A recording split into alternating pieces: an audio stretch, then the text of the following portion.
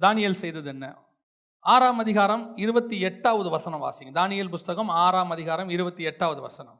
தரியுவின் ராஜ்யபார காலத்திலும் பெர்சியனாகிய கோரேசனுடைய ராஜ்யபார காலத்திலும் தானியேலின் காரியம் ஜெயமாயிருந்தது. அப்படின்னா என்ன அர்த்தம் அப்படின்னு கேட்டீங்கன்னா, இப்ப நேபுகாத் நேச்சார் கொடுத்த ஆசீர்வாதம் இருக்கு இல்லையா, அதுக்கப்புறம் நேபுகாத் நேச்சார் உயிரோடு இருக்கிற வரைக்கும் யாருக்கு இருந்துச்சு?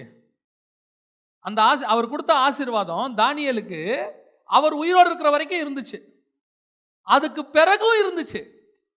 தரியு காலத்திலையும் இருந்துச்சு, பெர்ஷியன் காலத்திலையும் இருந்துச்சு. கிட்டத்தட்ட இதெல்லாம் கணக்கு பார்த்தீங்கன்னா 70 வருஷத்துக்கு மேலே போகும்.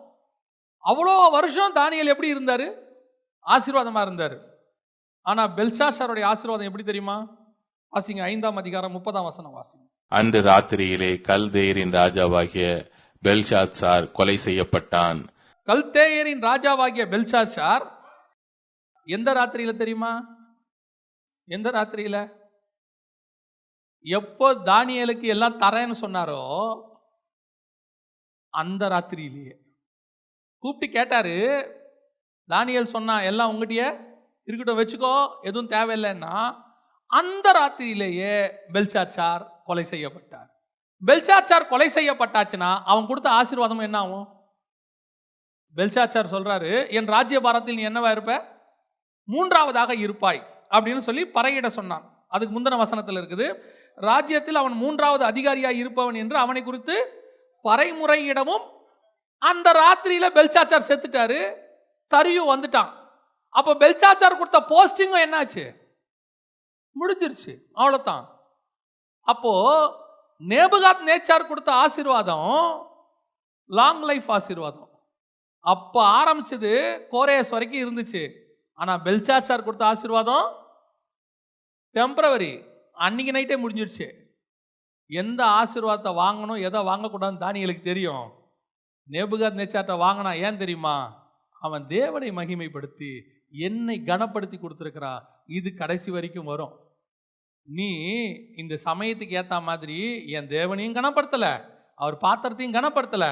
ஏதோ நான் சொன்னேன்னு சொன்ன, நீயே இன்னைக்கு நைட்டு செத்துருவடா, இன்னைக்கு நைட்டு நீயே செத்துருவ. அப்புறம் நீ கொடுத்த ஆசீர்வாதம் என்ன அப்படின்னா எந்த ஆசீர்வாதம்? அதனால தான் தானியேல் சொல்கிறான், எல்லாம் உங்கள்கிட்டயே இருக்கட்டும்.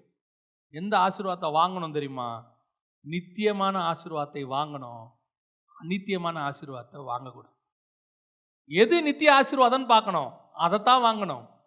அநித்தியமான ஆசீர்வாதம் கொஞ்சம் இருக்கு, அதெல்லாம் கூட வராது. பார்க்கறதுக்கு வேணா என்ன செய்யும், கூட வரா மாதிரி தெரியும். இப்போ யோசிச்சு பாருங்க, தானியேலே நீ பாபிலோன் தேசத்தில் 3ஆவதாக இருப்பாய். கல்தேயருக்கு பெரிய ராஜா ஒருத்தர் இருக்கிறாரு. 2வது யாரு? பெல்ஷாத்சார். அவருக்கு அடுத்து யாரு? தானியேல். ஏறக்குறைய யோசேப்பு மாதிரி, பார்வோனுக்கு அடுத்து மாதிரி இவரு. கேட்கறதுக்கு நல்லா தான் இருக்கு, எல்லாம் ஓகே தான், நைட்டோட முடிஞ்சிருமே. சொல்லி முடிச்சுட்டு வீட்டுக்கு போகிறதுக்கு முன்னாடி போஸ்டிங் காலி. இந்த போஸ்டிங் நமக்கு வேணுமா? இது நமக்கு தேவையா? சில நேரத்தில் ஆண்டவர் சிலது தருவார். இப்போ நேபுகாத் நேச்சார் கொடுத்தது பெல்ஷாத்சார் கொடுத்த மாதிரி பெருசுலாம் இல்லை. கூப்பிட்டு கொலு மண்டபத்தில் உட்கார வச்சுக்கிட்டான். கிங்ஸ் கேட் அப்படின்னா என்ன அர்த்தம்? அதுவும் நல்ல போஸ்டிங், கவர்னரோட ஈக்குவலான போஸ்டிங். எதா இருந்தாலும் தானியேலை பார்த்துட்டு தான் யாரை பார்க்க முடியும்? நேபுகாத் நேச்சாரை பார்க்க முடியும், பர்சனல் செக்ரட்டரி மாதிரி. அப்போ வசனம் சொல்லும், கிங்ஸ் கேட்டில் உட்காந்துருந்தான் 2ஆம் அதிகாரம் கடைசியில். அப்போ தானியேலுக்கும் அதுவும் நல்ல போஸ்டிங். ஆனால் பெல்ஷாத்சார் கொடுத்ததோட கம்பேர் பண்ணா சின்னது. பெல்ஷாத்சார் கொடுத்தது பெருசு, ஆனால் டெம்பரவரி. நேபுகாத் நேச்சார் கொடுத்தது கொஞ்சம் குறைவு தான், ஆனால் பர்மனென்ட். எது இப்போ நமக்கு எது வேணும்? இங்கே ஒரு 40,000 ரூபாய் சம்பளத்தில் கிடைச்சாலே பர்மனென்ட். 1.5 லட்ச ரூபா கொடுக்குறாங்கன்ட்டு இன்னொரு இடத்துக்கு தாவுனா அது டெம்பரவரி. இப்போ நம்ம எங்க சில ஆட்களுக்கெல்லாம் இந்த டெம்பரவரி பிளெஸ்ஸிங்கை பார்த்த உடனே அதை பண்ண. ஆண்டவர் கொடுக்கிறது சில நேரத்தில் நம் பார்வைக்கு குறைவாக இருந்தாலும் கர்த்தர் கொடுத்தால் அது பெர்மனன்ட். அதை தான் அக்செப்ட் பண்ணணும். மனுஷன் சில நேரத்தில் பிசாசு ஆசை காட்டும். இயேசுகிட்ட சொல்றான், உலகத்தின் மகிமையும் அந்த ராஜ்யமும் கொடுக்கப்படுகிறது, வேணுமா? இயேசு சொல்லியிருந்தார்னா இவங்க கூட அவரும் நரகத்துக்கு போயிருக்கணும். வேணான்னு சொன்னதுனால இவர் எல்லாரையும் பரலோகத்துக்கு கூட்டு போறவரா மாறிட்டார். பல நேரங்களில் அநித்தியமான ஆசீர்வாதங்களை தள்ளுறதுக்கு ரெடியா இருக்கணும். அல்ப ஆசீர்வாதத்துக்கு விரும்பக்கூடாது. சிலதெல்லாம் அந்த அல்ப ஆசீர்வாதம் பாருங்க, உடனே நல்லா தெரிஞ்சுக்கொள்ளுங்க, தேவன் கொடுக்கிற ஆசீர்வாதம் பலன்லாம் இருக்காது. நான் எப்பவும் சொல்லுவேன், லோத்து சோதமை பார்க்கும்போது எப்படி இருந்துச்சு? சும்மா தேவனுடைய தோட்டத்தை போலவும் எகிப்தை போலவும் சும்மா பலன்னுச்சு. டெம்பரவரி, இன்னும் 2 அதிகாரத்தில் அது அழிஞ்சு போயிடும். ஆனால் கானான் எப்படி இருந்துச்சு? ஒன்றும் இல்லை. உள்ள போனாதான் அது பாலும் தேனும். வெளியிருந்து பார்த்தா ஒண்ணுமே தெரியாது. ஒண்ணுமே தெரியாது. சோதம் வெளியிருந்து பார்த்தாலே தெரியும் பலன்னு. ஆனா கானான் வெளியிருந்து பார்த்தா ஒண்ணுமே தெரியாது. உள்ள போனாதான் பாலும் தேனும். ஆனால் ஆண்டவர் சொல்றார், நீ கானானுக்கு போ. ஆண்டவரே, இது பார்க்கறதுக்கு நல்லா இருக்குதுப்பா, பேக்கேஜ் சூப்பரா இருக்கு, கேரியர் சூப்பரா இருக்கு, 10 வருஷத்துல அப்படி ஆயிரலாம் இப்படி ஆயிரலாம், 2 வருஷத்துல கம்பெனி மூடிடுவானே. நமக்கு அப்படி தோணும். இதெல்லாம் எம்என்சி. ஒரு வைரஸ் தான், மொத்த எம்என்சியும் லாக்டவுன். நேற்று என் நண்பர் ஒரு சூப்பரான சாட்சி சொன்னார். எவ்வளவு பெரிய கம்பெனியெல்லாம் மூடிட்டாங்க. அவர் சாட்சி சொல்றாரு. இன்னொருத்தர்கிட்ட சொல்றாரு, நான் உட்காந்துருக்கேன், எப்படி போகுது உங்க பிஸ்னஸ் அப்படின்னு. அவர் சொல்றாரு, இந்த 2 வருஷத்துல கர்த்தர் அபிரிதமா ஆசீர்வச்சிருக்கிறார். அவர் சொல்றாரு, இப்பதான் ஃபர்ஸ்ட் வார்த்தை இப்படி ஒன்று கேட்குறேன். இந்த 2 வருஷத்துல எல்லாவனும் போச்சு, முடிஞ்சு, மூடியாச்சு, தொலைஞ்சிச்சு, இப்படியே தான் சொல்றான்.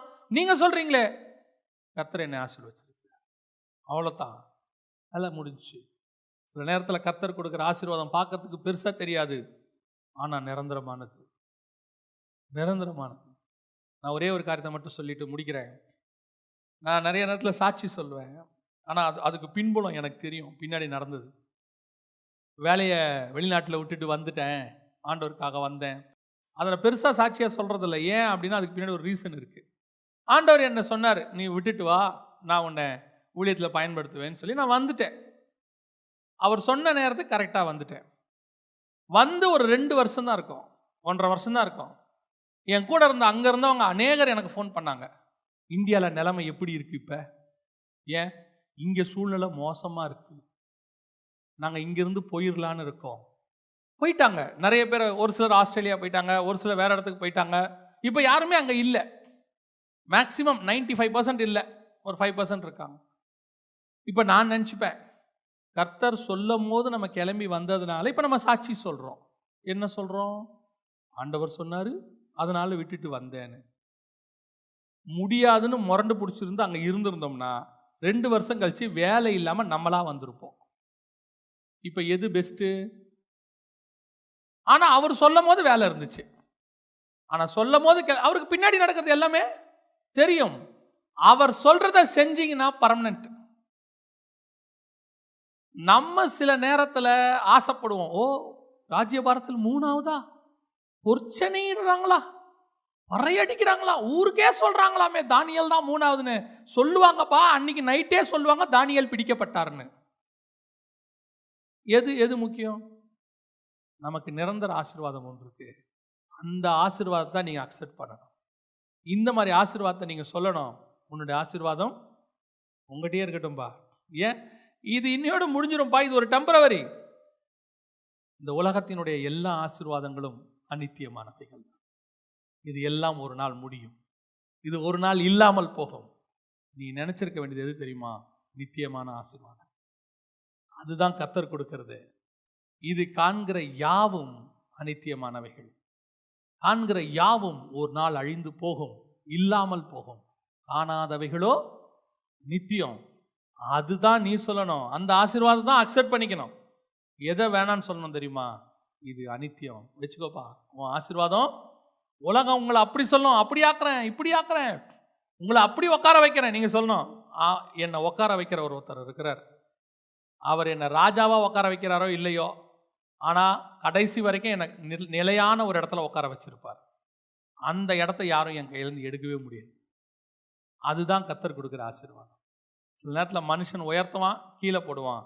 ஆனால் கர்த்தர் கீழே போடவே மாட்டார், உயர்த்தி கொண்டே தான் போவார். படிப்படியாக உயர்த்துவார். அந்த படிப்படியாக உயர்த்தும் போது ஸ்டெப் பை ஸ்டெப்பாக வரும்போது சின்ன சின்ன போஸ்டிங்காக தான் வரும். கொஞ்சம் கொஞ்சம் தான் பேக்கேஜ் ரைஸ் ஆகும், கொஞ்சம் கொஞ்சமாக தான் ஆசீர்வாதம் வரும். உடனே நாம் என்ன நினைக்கக்கூடாது, இன்னைக்கு இப்படி பொறுமையாக என்னைக்கு முடிச்சு என்னைக்கு வர்றது அப்படின்னு நினைக்கக்கூடாது. இந்த கிராஜுவல் இன்க்ரீஸ் நல்லது. தானியேலுக்கு தெரியும், தம்பி நீ கொடுக்குற பொற்சனி பரடம் இருக்கட்டும், நீ சொல்கிற போஸ்டிங் இருக்கட்டும், அதெல்லாம் சாயங்காலத்தோட காணாம போயிடும். இன்னைக்கு நைட்டு உன் கதையை முடிஞ்சிடும். நிஜம் எது தெரியுமா? என்னை ஆண்டவர் ஒரு இடத்துல உட்கார வச்சிருக்கிறாரு, அதுதான் நிஜம். அல்லேலூயா. தேவன் நம்மை நித்திய ஆசீர்வாதத்துக்கு அழைச்சிருக்கிறார். இவைகளெல்லாம் அநித்தியமானவைகள். தைரியமாக சொல்லணும், இது உங்ககிட்டயே இருக்கட்டும். எவனாவது ஆசை காட்டினா சொல்லணும், இது உங்ககிட்டயே இருக்கட்டும். அதெல்லாம் அநித்தியமானது. என்னை ஆசீர்வதிக்கிறவர் ஒருத்தர்.